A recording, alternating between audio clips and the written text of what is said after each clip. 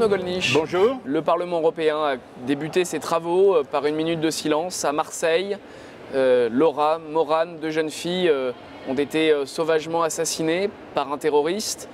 Vous avez une lecture politique déjà des événements ou le temps est uniquement au recueillement? Non, je crois que le temps n'est plus au recueillement, si j'ose dire. Bon, c'est bien que le Parlement européen ait en quelque sorte marqué le coup, bien sûr, par une solidarité qu'il exprime à l'égard des victimes et de leurs malheureuses familles, ces deux cousines frappées dans la fleur de l'âge, alors que l'une se destinait à des études de médecine et l'autre des études d'infirmière, si j'ai bien Faites compris. pour servir les gens. C'est-à-dire, absolument, pour venir en aide aux malades, aux déshérités, et dont la vie se termine de façon si atroce et si tragique. Mais je voudrais dire que cette affaire est absolument emblématique, en dépit de ce qu'un obscur journaliste ou se prétendant tel au chômage, je crois, mais M. Johan Marchand a dit, qui a protesté contre la récupération indécente par des élus du Front National. Cette affaire est une affaire politique. Je dirais même que c'est une affaire emblématique du laxisme qui règne dans notre pays. Car enfin, de quoi s'agit-il? On a un Maghrébin qui était depuis 12 ans clandestin en France. C'est donc la preuve qu'il n'existe aucun contrôle sérieux, qu'il n'existe pas de détention, pas de rétention. Il a été contrôlé, vous dites qu'il n'y a pas de contrôle sérieux, il a été contrôlé à 7 reprises. Oui, c'est ça, il a été contrôlé à 7 reprises. Et donc à 7 reprises, on s'est rendu... et pourquoi a-t-il été contrôlé? Pourquoi a-t-on relevé ses empreintes? À la suite des délits bien sûr, de droit commun. Donc c'est un délinquant multirécidiviste. Mais n'eût-il commis aucun autre délit? Il était déjà dans une situation délictuelle pour avoir enfreint la loi sur l'entrée et le séjour des étrangers, donc passible, si ma mémoire est bonne, d'1 an de prison.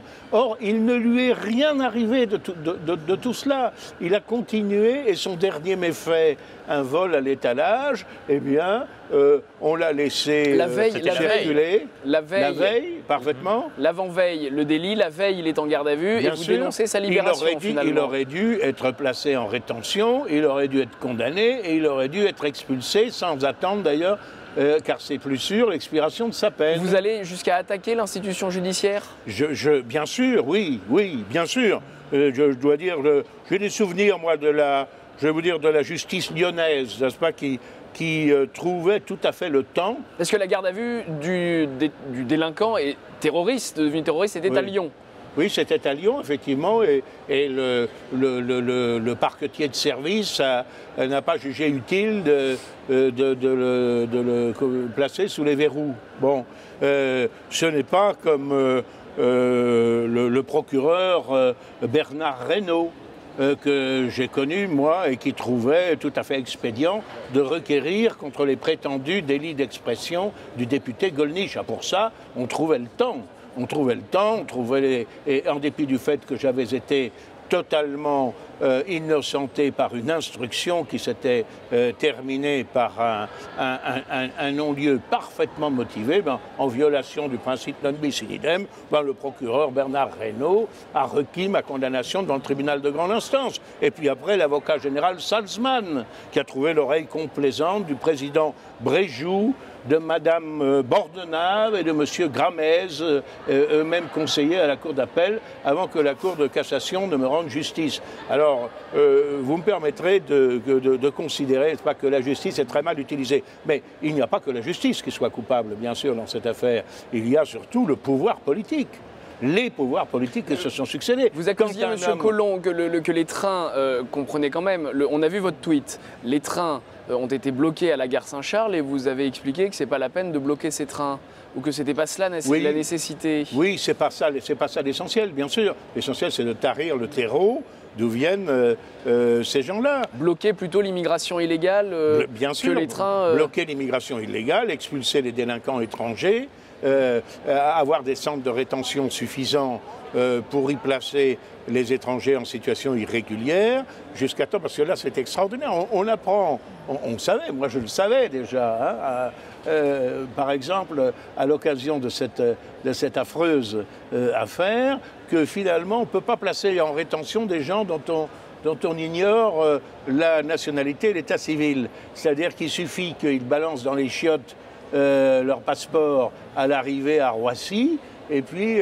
on les place en rétention quelques jours, et après ça, on les libère. On les libère, pourquoi? Parce que la durée de rétention est limitée par la loi et par le Conseil constitutionnel, d'une part, et qu'on ne peut pas les renvoyer dans leur pays d'origine, car on ignore quel est leur pays d'origine. C'est ce qui motive... merveilleux, c'est extraordinaire. Je pense à une intervention que j'avais faite à la Commission des Affaires européennes de l'Assemblée nationale, où on auditionnait M. Cazeneuve sur précisément les expulsions d'étrangers délinquants.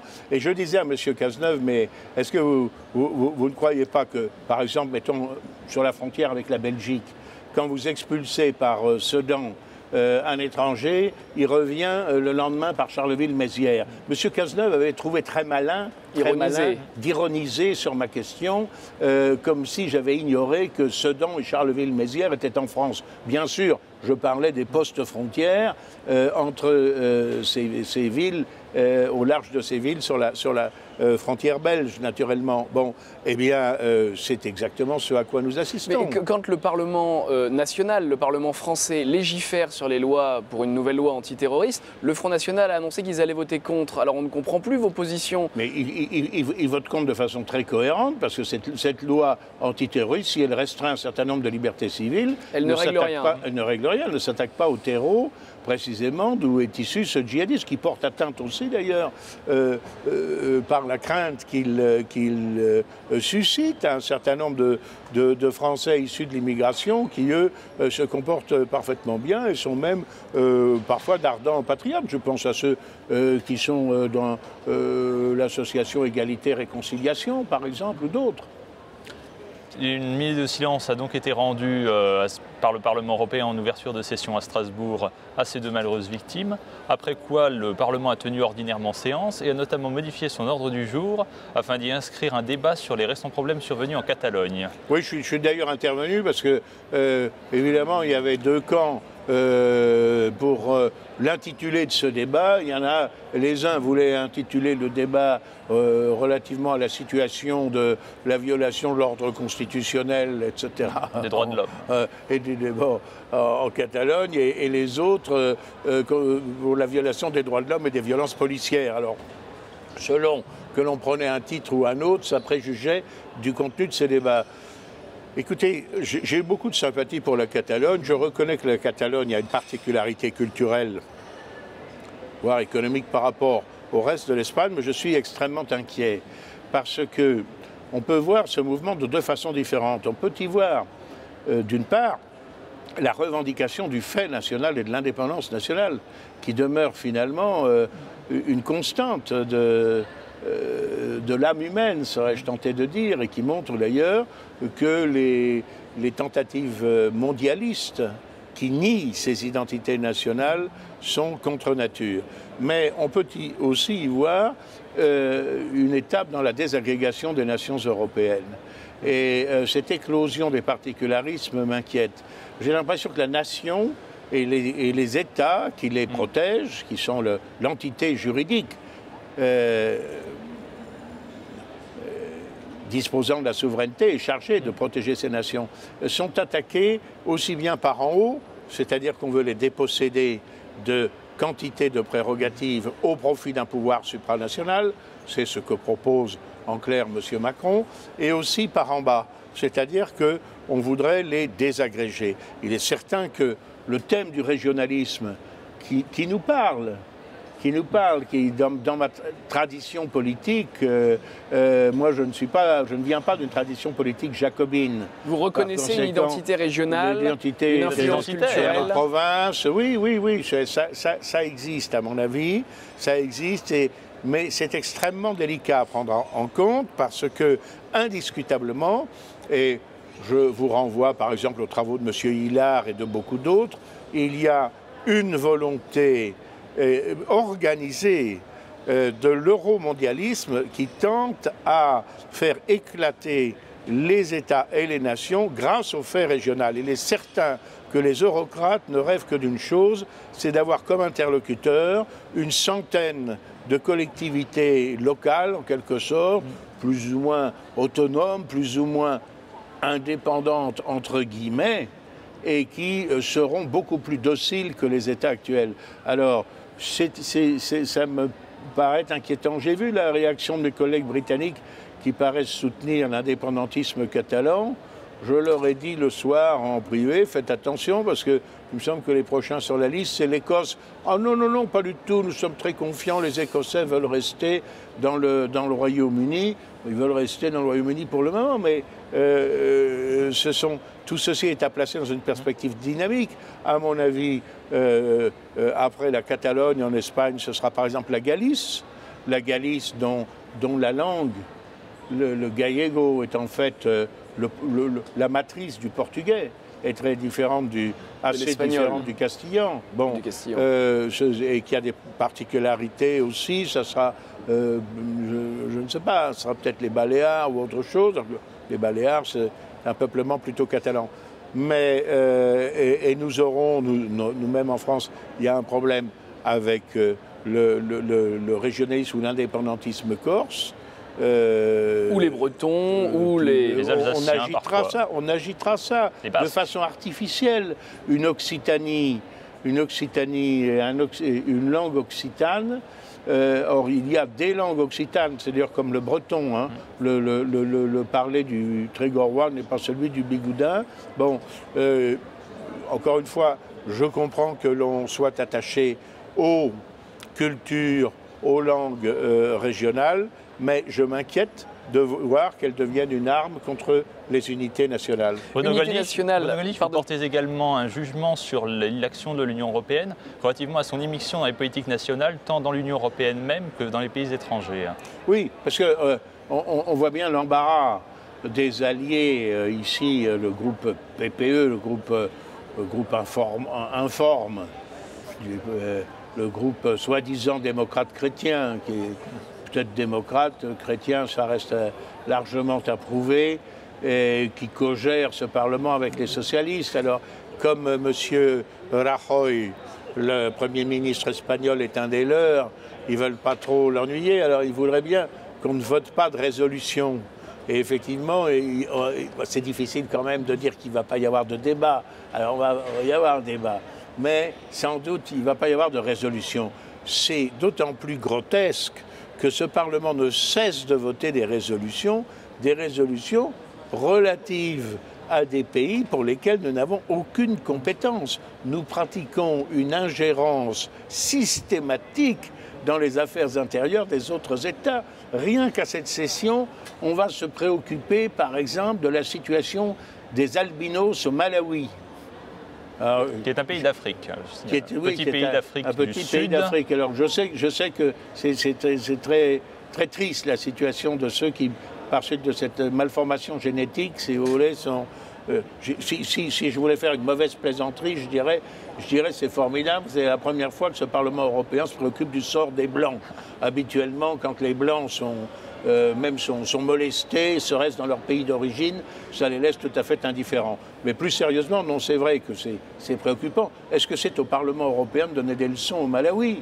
Ça, c'est autre chose, qu'on fasse quelques démarches courtoises, c'est possible. Bon, on va se préoccuper évidemment de la situation, je crois, en Birmanie ou au Myanmar, comme il faut dire aujourd'hui, de la situation, je ne sais pas, au Nicaragua ou je ne sais où. Ah si, en Crimée.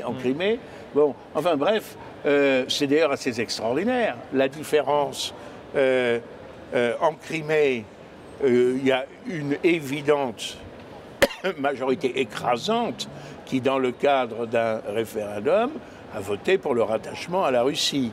Bon, et là on a dit, ah non, c'est scandaleux, on n'a pas le droit, et on sanctionne la Russie, il y a une sanction économique. On conteste la légitimité de ce référendum. Quand il y a la même manœuvre scissionniste, si j'ose dire, en Catalogne, et que c'est interrompu par la police, on dit, ah, c'est abominable, c'est violence policière, il faut laisser la population s'exprimer, et on retrouve les vertus du droit des peuples à disposer d'eux-mêmes. Voilà.